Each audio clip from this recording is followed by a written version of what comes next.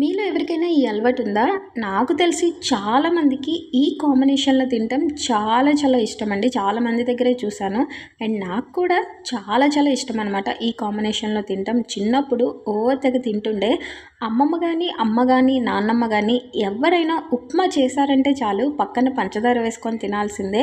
అంత ఇష్టమనమాట ఈ కాంబినేషన్‌లో తినడం. బట్ చిన్నప్పుడు అంత ఇష్టంగా తిన్నదాన్ని కాస్త ఇప్పుడెందుకో అస్సలు ఆ కాంబినేషనే నచ్చట్లేదండి.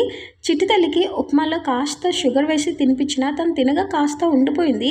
యాక్చువల్లీ ఏది ఉంచేసినా నేను తినేస్తా. బట్ ఎందుకో ఈ ఉప్మా అండ్ పంచదార కలిపి అస్సలు తినలేకపోయాననమాట. అసలు తినాలనే ఇంట్రెస్ట్ కూడా రావట్లేదు. చిన్నప్పుడు అంత ఇంట్రెస్ట్‌గా తిన్నదాన్ని కాస్త ఇప్పుడైతే అస్సలు నచ్చట్లేదనమాట. అండ్ అవునండి. ఈరోజు బ్రేక్‌ఫాస్ట్‌లోనికైతే రవ్వ ఇంకా సేమియా కలిపి ఉప్మా అయితే ప్రిపేర్ చేసేసిన. అండ్ లంచ్‌లోనికి చేపల పులుసు అలాగే చేపల ఫ్రై అయితే ప్రిపేర్ చేశా. మీ సండే స్పెషల్స్ ఏంటో కామెంట్ చేసేయండి.